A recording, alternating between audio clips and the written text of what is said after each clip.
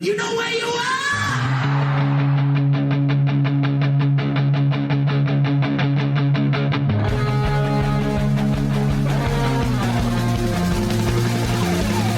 This is Appetite for Distortion.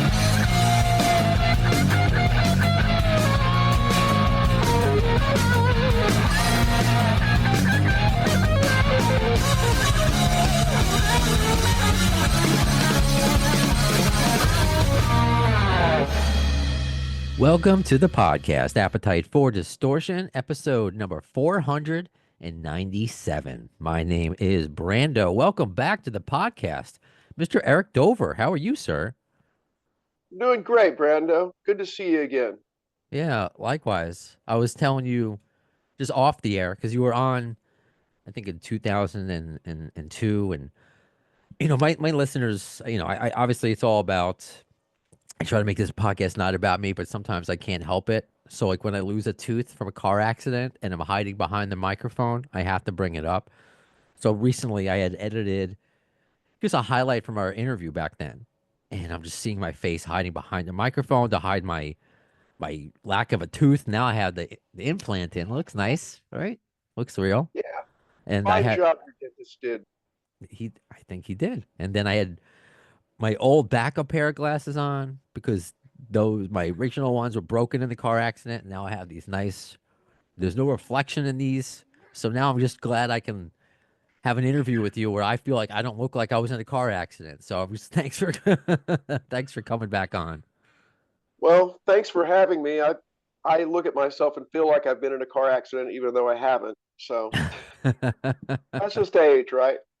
Yeah, I guess so. I'm starting to feel that ever since I turned 40. I don't know how that makes you feel. But anyway, I digress. Maybe that's a nice setup to everything, the word car accident. Because here we're talking about, if you're watching on Zoom, no, Eric hasn't changed his name to Sextus.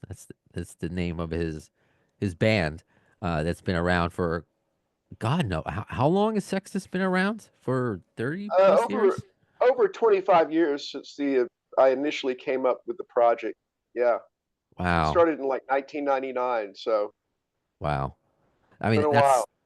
That's so. Congratulations just on that. But now, the new Sextus EP, "Hello to the Mushroom," is now available on Sextus.com.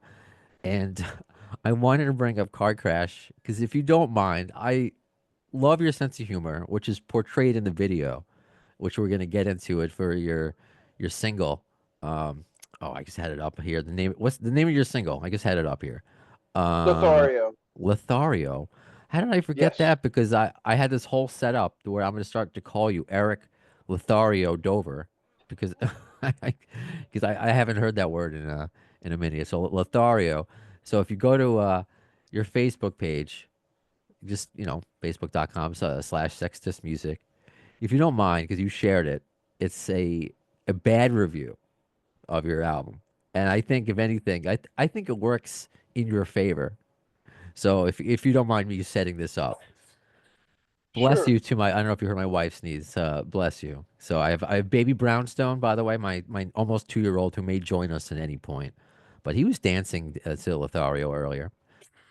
So this is a review of "Hello the Mushroom" by Sextus. If you ever wondered what it would sound like if Kendrick Lamar repeatedly kicked a gumball machine that dispenses expired Narcan, Hello the Mushroom has you covered.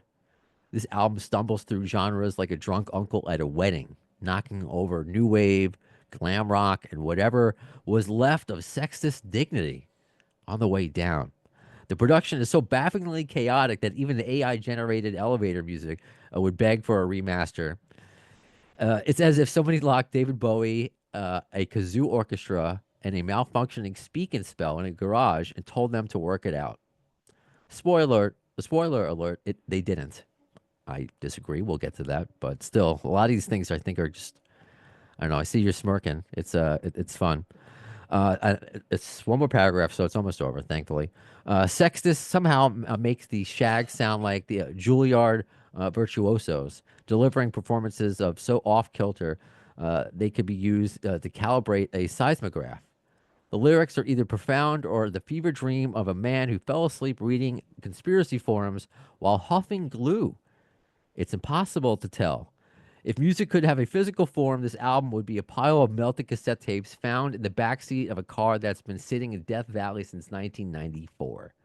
And yet, despite all of this, or maybe because of it, Hello the Mushroom has an inescapable charm, like a three-legged dog winning a foot race, baffling, misguided, and somehow impossible to look away from. Why not go to sextus.com and decide for yourself? Sorry, I needed this. I read that. I laughed. I love that you shared it. Uh, please tell us about this new record. Are they right in any point in that? Are you like a three-legged dog, or are you like melted cassettes? What is it like? Oh, I'm definitely more like a three-legged dog. Wink, wink. um, no, well, with all reviews, there's good ones and bad ones. That one does have a bit of humor to it, but yeah, as far as Hello the Mushroom, the EP, it took about a year to make. It's only 6 songs. It's volume one. There's going to be a volume two. 6 songs of sonic excellence, of just songs that I've written through the years that I thought were good enough to finish and complete. And so they kind of run the gamut from deranged glam pop rock stylings to kind of darker numbers, but definitely more in the pop rock, power pop realm. It's not like it's not hard rock except in places, you know what I mean? So Sure. all the songs have a little bit of something different to them, I think, which is kind of one of the reasons I wanted to put that collection out at the time, in that order. So I'm excited and very happy to have it out. I've had some good reviews too. Those are Um, also posted, but again, I just think it's it's the bad ones, isn't it? They're always more fun to read. because they try too hard to be bad, trying to be clever with their analogies and their cultural references. But all that did was make me smile and make me like, yeah, that sounds kind of awesome. I mean, like, what does Narcan sound like? It's just like, I don't know. I think that's fun, especially I read that after I watched the video for Lothario, which is kind of like a fever dream, and there are some images of you, Eric. I'm sorry, I can't get out of my head now. I mean, you make for an attractive lady, but now I don't know. I can't get Some that of out of my my head. friends, some of my friends said, "Who's that chick?" And I'm like, "Okay, you know me, don't you?"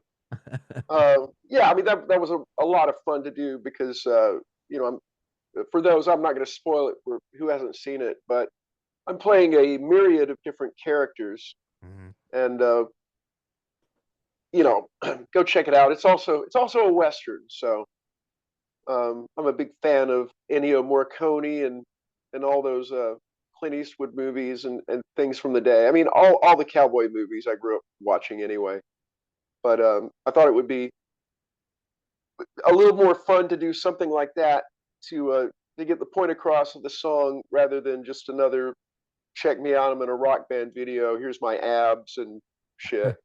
So Yeah, I like that decision. I mean, well, if you have abs, I don't know, maybe you could have showed them at some point. But this is me. I have I guess I have like a French fry belly. I don't know if I have one ab. I have one ab, but I like the fact that you didn't do a lyric video. I mean, maybe these things will come, but you took it back to the old school fun music video. It just reminded me like of an old Foo Fighters, Learn to Fly, where they're all in different characters.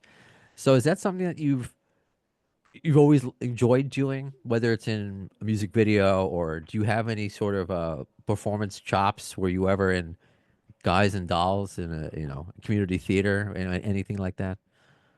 uh, yes, I was actually. I was a little bit of a theater kid. I was obviously more consumed with music, but high school and college I did uh, a few things. Dracula, I Nice. was in that. I was in Man of La Mancha, and once I got in college, I got cast in Godspell. I don't know if you ever saw that. What I know of it. I've that never one? seen it. So acting and hamming it up has always been pretty natural for me because I'm a middle child as well, so I had to compete with the other two for attention, and I was a real pain in the ass, kind of a horrible kid, you know.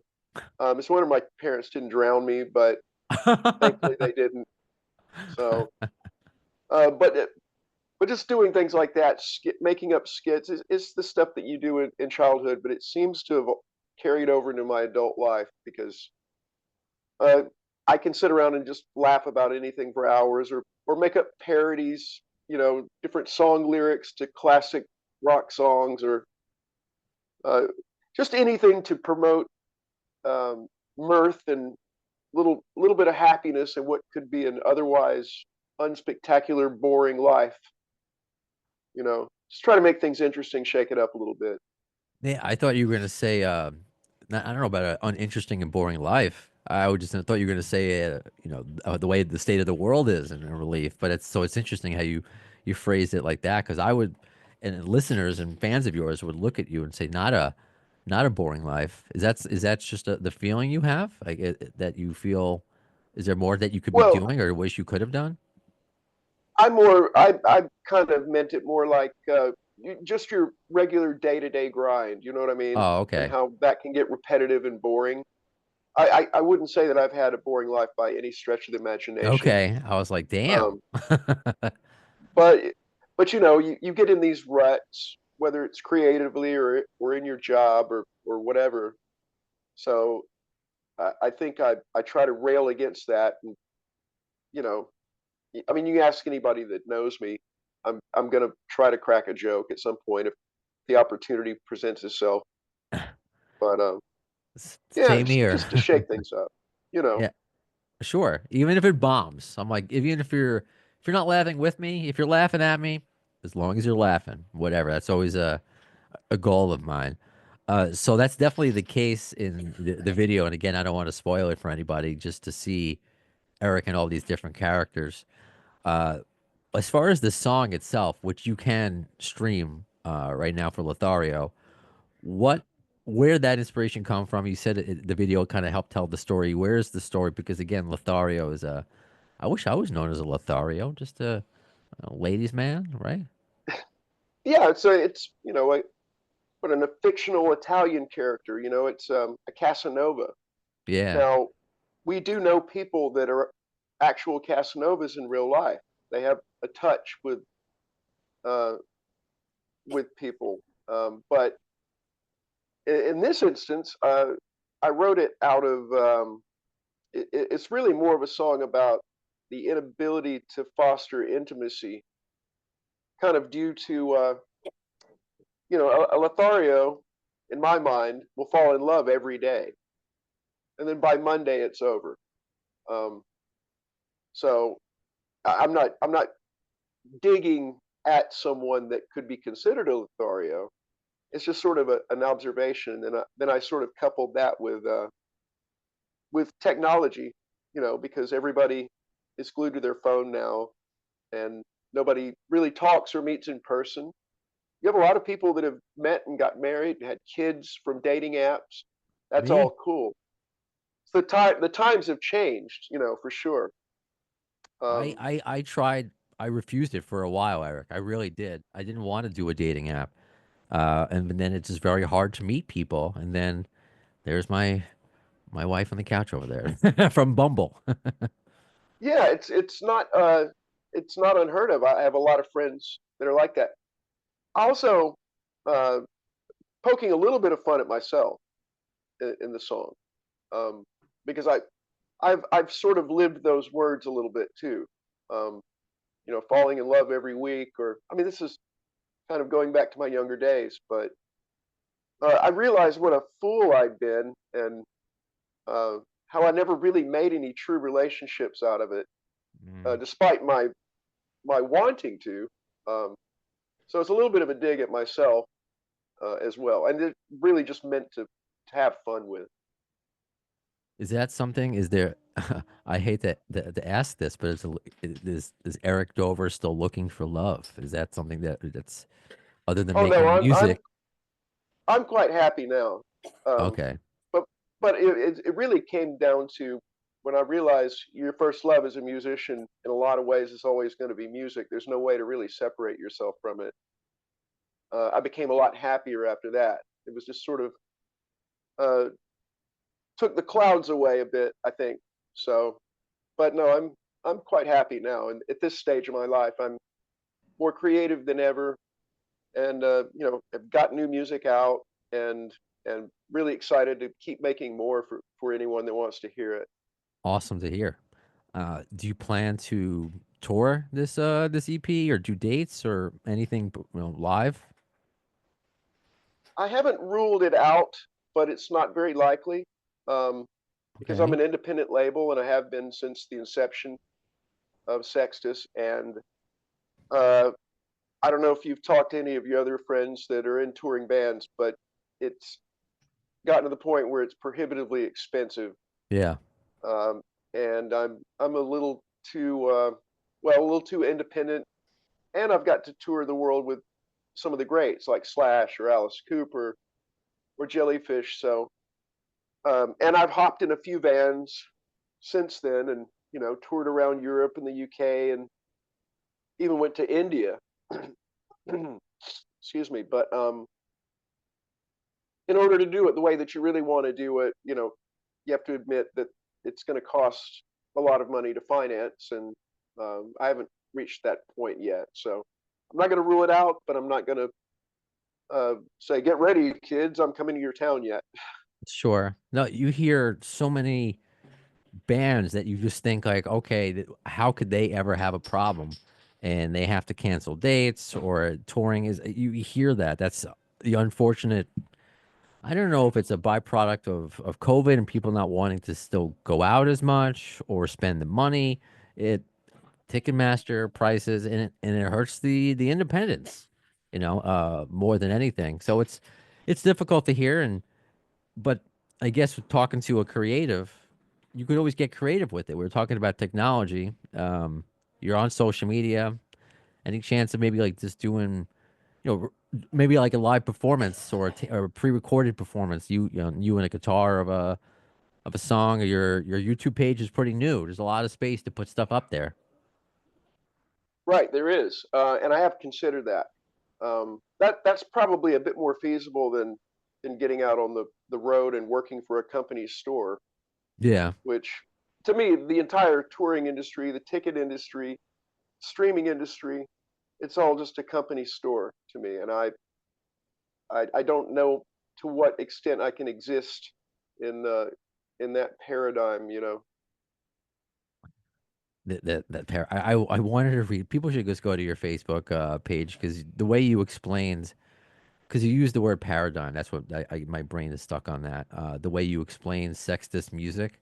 Do you remember what you said? And there were so many of your friends that said, "Oh yeah, I was thinking the same thing." Well, I'm gonna try to get through it. Sextus is not merely a musical act. It is an industry agnostic, cross dimensional paradigm shift in the holistic Renaissance economy. By leveraging harmonic omnipotence as a core competency, Sextus has successfully disrupted conventional frequency markets while pioneering hyper adaptive auditory framework that transcends linear time models. So yeah, that's what I would have said, right, about Sextus? You I have a would way say with that words, my that's friend. I would say that's just absurd and believable enough to buy into. Again, it's the humor in the video, in the music, on your social media. So I definitely enjoy that. I don't know if you saw Baby Brownstone just made a brief cameo just there. That's his Uh, nickname. oh, Harrison is his real name. hey Named there, after Harrison. George. Yeah, I'm gonna get him My when he. favorite Beatle. We were gonna. We couldn't do because obviously me and Guns N' Roses. My wife is probably more obsessed with her favorite band, Dave Matthews. We toyed for like a millisecond. Axl Matthews. I can't do that. So we both love the Beatles. I know it would have been too. I would have been too much. I would consider myself a loser. I'd be like, really? You need to have a podcast and a kid named Axel? Like, stop here. Yeah, maybe a little too on the nose. I think you made the right decision. Thank you. So we both love Paul McCartney, but what Paul, I don't know, we wanted something a little bit more with more pizzazz. So like we just looked at each other, Harrison, and like he's such the underrated Beatle. Everyone talks about Paul and George, excuse me, Paul and Ring and Paul and John. This is a sleep deprived dad coming out at different points of this podcast. Paul and John, and yeah, so Harrison and then Rex, because you know you got to have a dinosaur in your life. So Harrison Rex. Sure. I love it. I love it. I think you named him well. Thank you. I asked this not just to brag about him, or bring it up not just to brag about him, but when do you think? Because we want to take him to, we have taken him to some concerts. Dave Matthews, my wife, Quiet. We were gonna take him to go see Slash's Blues Festival last year. Too loud. What about what would you recommend? Or what was the youngest? How young were you when you saw your first concert? Oh, gosh, my first concert, like most people my age, was Kiss. So that was 1979, I think. Okay. How old were you? Gosh, 15 or 14 or Okay. 15. Okay. So all right. So that's You know. appropriate. So definitely not two. Your parents didn't take you Oh anywhere. no, no. Okay. I think that if you take a infant out to somewhere like that, you have to give them the little baby headphones Oh and yeah.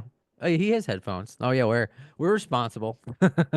yeah, and then when you get older, you totally blast your brain out with massive amounts of volume, which is fun too. Uh, yeah, at a certain point, it's just like, all right, you're not a baby anymore. You can destroy yourself like the rest of society. Yeah, put your body through the paces. And I've been to some really loud concerts before. The second time I saw Kiss was when Vinnie Vincent was playing with them, and I thought the Coliseum was going to cave in. It was so flipping loud, but it was a good loud. It wasn't like hurt your ears, but I was worried that the structure around me was going to just come down. Um, and those are great experiences to. I thought Iron Maiden was super loud back in the day. Um, but the music doesn't have to be necessarily too loud for me to enjoy it either. I mean, some of my favorite concerts were just moderately loud, but Moderately loud, yeah. sometimes volume does get your point across. For sure, for sure. Whether you want to listen to Sextus, the new EP live or loud rather, but again, there is a difference when with Slash and Slash's Snake Pit, and when I can bring that. See, that's my terrible transition into everything. Did you have any idea that it's the 30th anniversary this year of It's 5 o'clock somewhere? I had heard rumblings of such, and it's kind of hard to believe that that much time has passed. Um, and it's really even greater feeling for me to know that people still uh, like that record and enjoy it, and even the Guns N' Roses fans that accepted me when I joined the band. That I'll never forget that because I made some great friends along the way during those years. It really was a special time, and for me, just trying to think back when I was younger, uh, Guns N' Roses had already broken up by the time I was really cognizant of music like that and developing my favorite band. So Slash was still active, and he was active with Slash's Snake Pit, and so I mean that band, that era, both albums are special to me. But I'm telling you, I recently put up. I like to do because we talk about negativity.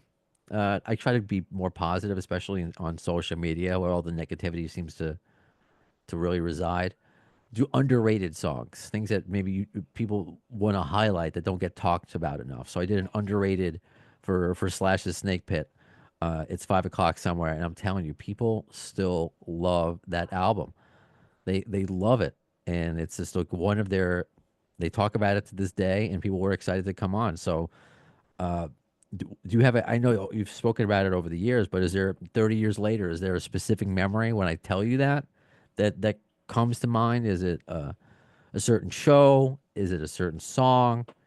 Is it a certain moment with Slash? What's the first thing that kind of pops into your head? There were a lot of great memories made during that time.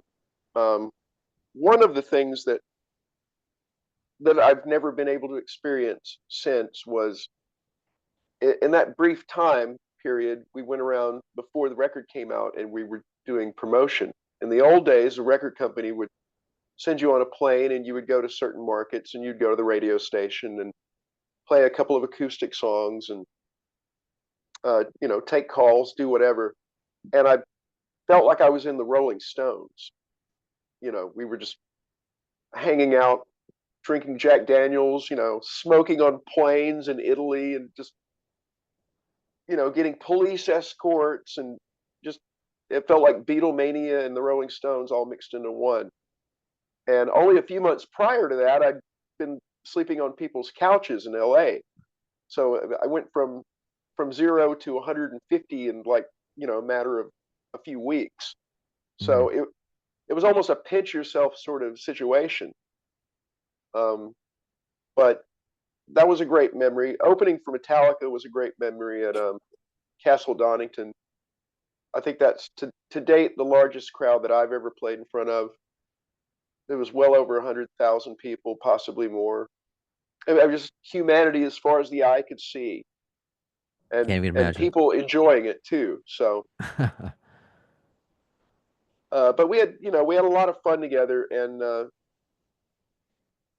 writing and recording the record, I'll never forget as well, because I don't even know that people will do this anymore, but they had already recorded the tracks by the time they pulled me into the band. So my job every day was to get up and we would choose a song and I would go upstairs in the studio lounge and just start writing lyrics. And it would take hours, but they were doing other things, mixing and overdubbing or whatever. But no TV, just a notebook and your imagination and a lot of coffee and maybe a little bit of Jack Daniels, but a lot of coffee. Just it took a lot of concentration, but we got results pretty quick, because we were able to bounce ideas off each other really easily. It was very easy for Slash. He's very accommodating like that. So, I would bring the lyrics downstairs and he'd make some suggestions and I would change some things. And then we would get on the mic and start singing. And by the end of the day, had a song completed. And it was a nice feeling, all that work. And then at the end of the day, you're like, wow, that came out good, So a lot of great memories. Because that's again the way you described it. It's going from sleeping on people's couches, and you were already in Jellyfish and known a little bit, but I guess how did that go? I'm sure you've told the story in some fashion, but how did you go from that 0 to 150? How did Slash discover you and have the confidence in you to write the lyrics? Because I'm sure there were many singers chomping at the bit to wanting to work with him to be the, bizarro Axl Rose, if you will. Just his band that's not Guns N' Roses, was stalling. So how were you discovered for that slot, and how did he have the confidence? And did you have the confidence in yourself to do it? Well, I definitely had the confidence from coming from Jellyfish. You had to have confidence because that was a tough band to be in. But I look at that as something like a serendipitous act of fate that I even got the gig to begin with, because I was working with Roger Joseph Manning Jr. from Jellyfish, and we were in a rehearsal room working on our songs that wound up being the Imperial Drag record that was released in 1996. And the drummer we were playing with at the time knew about the audition. And we were at Mates Brothers, which is, I don't know if you know anything about Mates Brothers, but it's a really famous rehearsal space in LA. And Guns N' Roses rehearsed there all the time. So Slash's tech, Adam Day, was literally a few doors down. And after talking to Roger about it, well, do you think I should try it? Because I knew I could sing rock. I've been doing it all of my life. I was the default singer growing up. You know, nobody wanted to sing. Mm. Um, so I knew that I could at least give it a shot and it be believable. Um, but it happened really fast. By the time uh, I went over to Slash's old house with Adam Day, he was engineering and basically wrote Beggars and Hangers On, the lyrics, and sang it on the spot. And so I got a call back from Slash a couple of hours after we'd finished that. And he was like, let's talk. So it happens really quick. But had I not been at Mate's rehearsal that day, it would have never happened. So Mm. thank you, Jesus. Thank you, Lord. And your red light, if you're watching, just like went on at the same time. Maybe you should be thanking Satan. I don't know what the way the light is. Oh, I'm into red light therapy. Haven't you heard it's the new rage with all the kids? Oh, is it? Uh, Okay. yeah, it's supposed to make you look, take your wrinkles out. And I've got a lot to make up for here, as I'm got it on all the time. My beard is hiding my wrinkles. So was Beggars and Hangers On the first song that you wrote with for Mhm. Slashes? Yeah. Such a oh God, that's such a legendary song. That's still, if you watch old performances of you, like wow, man, like you just feel it the way the way you sing. I mean, just some thoughts on that song 30 years later, if you have. Well, yeah, Slash and Mike Klink, when I went in, they liked my voice and they liked what it would do in certain instances, meaning they wanted me to push it as far as I could, which I was happy to do. Um, but I think what set me up to write those lyrics was, I mean, I'm going to blame the Stones for all of it because from the time I got to LA with Jellyfish and ever since then, I was absorbing Rolling Stones records like mad because I love them. And so I think some of those lyrics, uh, they're a little bit Mick Jaggerish to me. You know, you promise to a wealthy man. You know, it's just something Mm. in my head. I thought that sounds like something Mick Jagger would sing. You know, so in my book, that's uh, that's kind of where that came from. I think a little bit, and listening to the Let It Bleed record. No wonder why it's so. And then it's like Guns N' Roses. Like they'll take that influence, especially when they had Izzy, and it's put through this certain, other mediums, Slash and others, and then it comes out just more of a hard rock sound, and it's just still it's aged well. I wanted to ask because you're talking. I was mentioning confidence, and you had the confidence right then and there to be with Slash, and they were also. We talked about the pressure last time I interviewed you. You would be not human to feel any pressure. But I don't know if this is true. This was a conversation between, when I was talking about you coming on between John and Mike. Give them a shout out on Facebook. Was there when you decided not to do the second record, was it a mutual decision, or did you not want to be a front man at that time? Because that's kind of also been in this that Slash had mentioned that in the I don't remember Slash's book. It's been so many years since I read it that you were not ready to be a front man at that time because that's certainly not the case anymore. That had to do again with with timing, um, and the timing. The worlds collided, as it were. I came out to LA to work with Roger Manning from Jellyfish so we could pursue a record deal because Jellyfish had broken up and neither of us wanted to quit. We had a lot of songs in us, and um, so we were already working when I got that gig. So I sort of got a permission from Roger to go off and play with Slash. But in the meantime, while I was on the road with Slash, we got a record deal with Sony, and I remember signing the contract in Rotterdam, Holland, in a hotel room, of all places. Uh, so we were kind of legally obligated to provide a record for Sony, and I just couldn't do both, you know. And I had to break it to Slash, and he wasn't very happy about it, but um, I had to move on. It was just one of those things.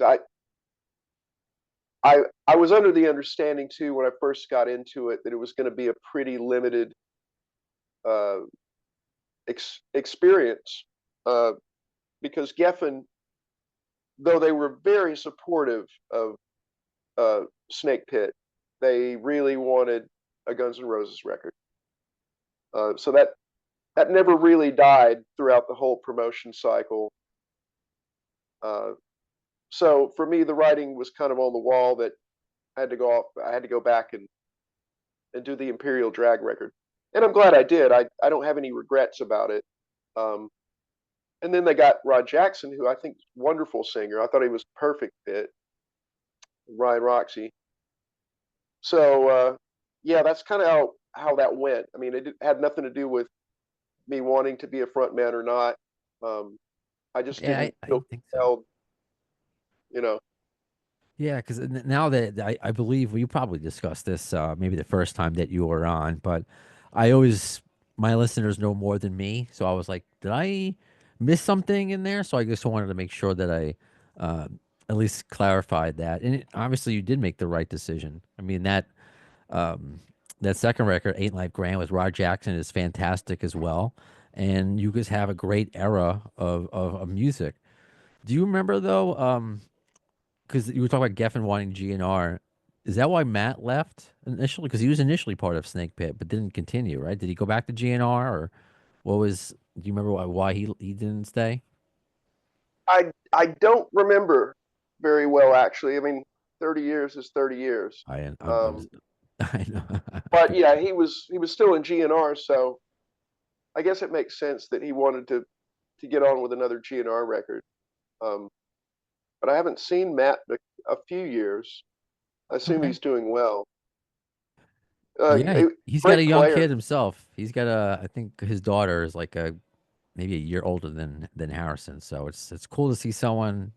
He's lived a tough life too, and he's enjoying being a dad, and he's making music. So That's good. I always like Matt a lot. Everybody involved. Mike Inez from Alice in Chains, another super chill, wonderful guy to be around. I don't think I've seen him in, gosh, 25 years. I'm mm. sure he's doing great though. When was the last time you spoke to Slash? Uh, it's been a number of years now. Um, if you live in LA, you're always busy with music. You're always working on things. You have some of your best friends live across town. You never see them. Mm. And I think that's a little bit of the case. He stays really busy, and I do too.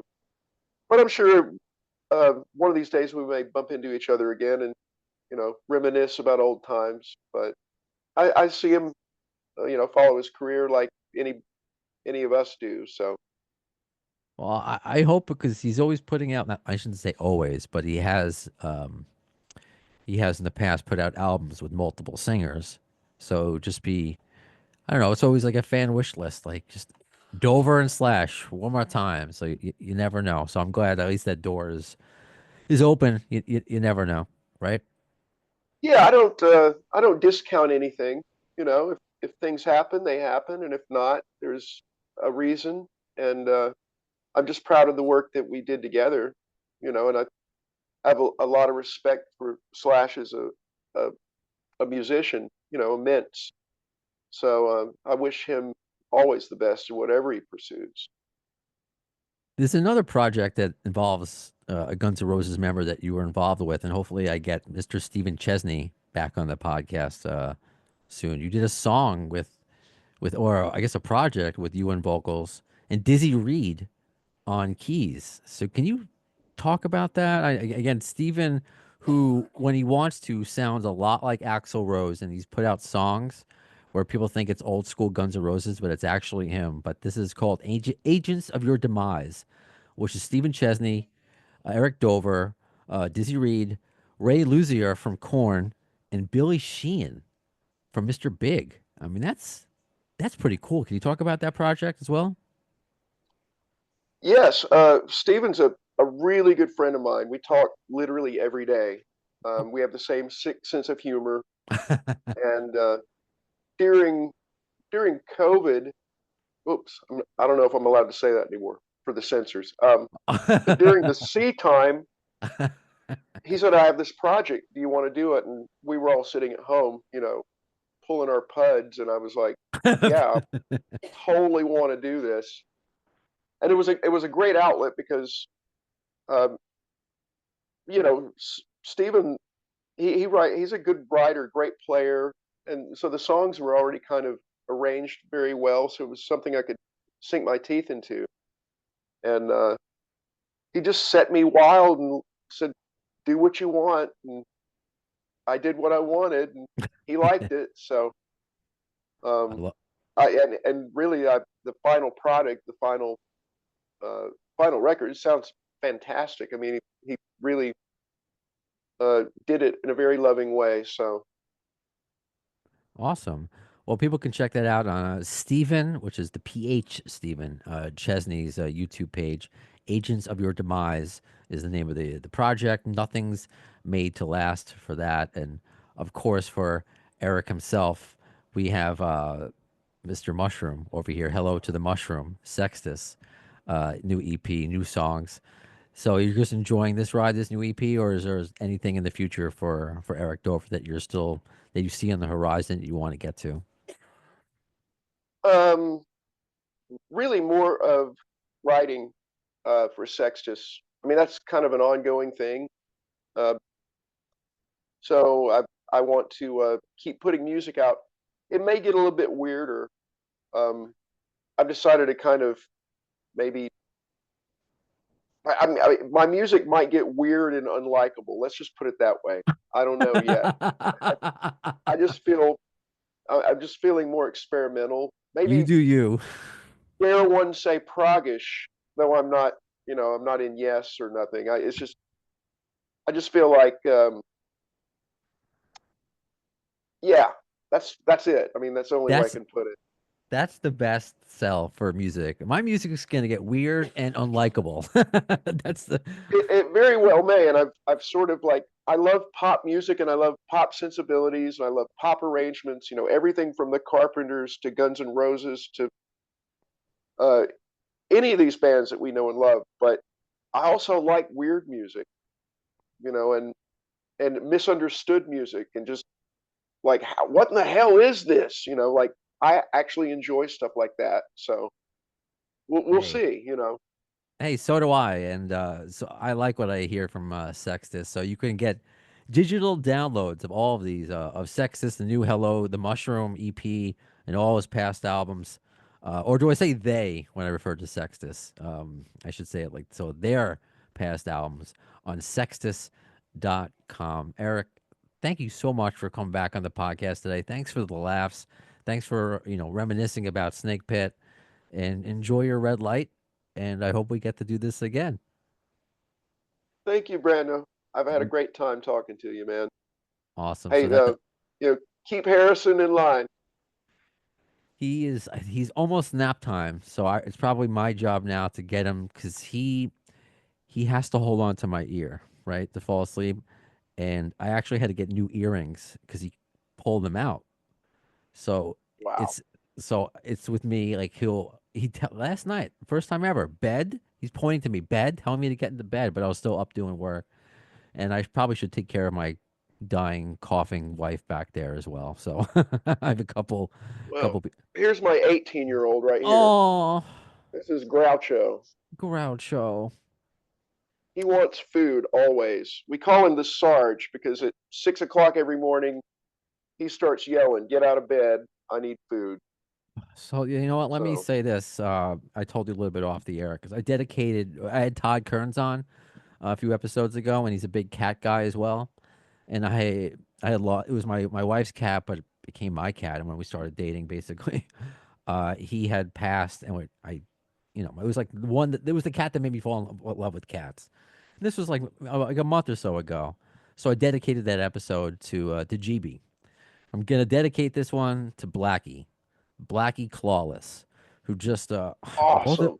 I know both of our guys got sick at the same time. Just awful. He was maybe days away from being 19. He went blind in the last few weeks, but he was just like your dude. He would wake me up. He would just meow, meow, meow. And he would sleep on my head every night. I mean, he was 15. I met him when he was 15. So I didn't know him that long, but what a profound effect he's had. I never imagined having a pet sleep on me. And it Oh was yeah. amazing. And my son was, it depends if he was good with the cats or not. We would tell him soft, soft, and then he'd be like, soft, soft, soft. And then hit him. But then he would love them. He's like, ear, start touching their ear, tail, tail, start pulling at their tail. No, don't pull. Anyway, now I digress. I'll let everybody know when I get a new cat, but we need some time to heal. Anyway, you take Yeah, a care. little healing time is good. You take Yeah. care of your dude. I'll take care of my dudes. And that does it for this episode of Appetite for Distortion. When will you see the next one? In the words of Axl Rose concerning Chinese democracy, I don't know if soon is the word, but you'll see it. Thanks to the lame ass security, I'm going home.